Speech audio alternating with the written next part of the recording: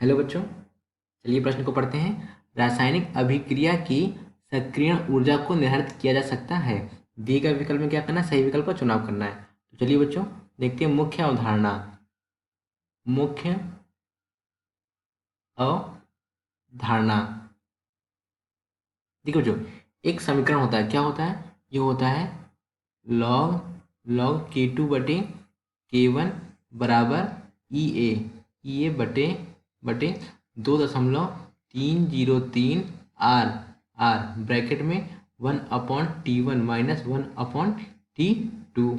यहाँ पे बच्चों के क्या है? के हमारा यहाँ पे वेग नीतांक है। इसको इंग्लिश में क्या बोलते हैं बच्चों? Rate constant. क्या बोलते हैं? रेट कांस्टेंट बोलते हैं। वेग नीतांक है। और टी क्या है?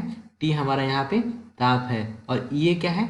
ये हमारा यहाँ पे सक्रियण ऊर्जा। इसी को इंग्लिश में क्या बोलते हैं? इसी को इंग्लिश में बोलते हैं एक्टिवेशन एनर्जी। सक्रियण ऊर्जा है। और आर क्या है? आर हमारा यहाँ पे गैस नियतांक है। क्या है? गैस नियतांक है। अब देखिए यहाँ पर, अब प्रश्न कह रहा है कि रासायनिक अभिक्रिया किसकी? रासायनिक अभिक्रिया की सक्रियण ऊर्जा।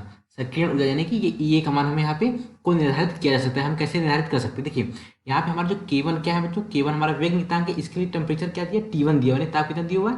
T1 दिया हुआ। और K2 क्या है? K2 भी हमारा वेग नियतांक है, लेकिन इसके लिए टेम्परेचर कितना है? T2 दिया हुआ है। यानी कि 2 ताप दिए हुए हैं और 2 वेग नियतांक दिए हुए हैं। जब ये दोनों मान हमारे निर्धारित हो जाएंगे तो क्या हमारा ये भी हमारा निर्धारित हो जाएगा? हाँ, ये भी हमारा क्या हो जाएगा? निर्धारित हो जाएगा। देखिए यहाँ पे क्या मानक ताप पर, मानक ताप क्या होता है बच्चों? कि स्टैंडर्ड टेम्परेचर, मतलब कि 25 डिग्री सेंटीग्रेड स्टैंडर्ड टेम्परेचर होता है। किसका होता है? रूम टेम्परेचर का। तो मानक ताप पर वेग नियतांक निर्धारण करके नहीं, क्योंकि बच्चे यहाँ मानक ताप में यहाँ कितने? 2 ताप है। तो देखिए दूसरा विकल्प क्या है? दूसरा विकल्प है 2 तापों पर वेग नियतांकों को निर्धारण करके। हाँ बच्चों, ये वाला विकल्प हमारा क्या हो जाएगा?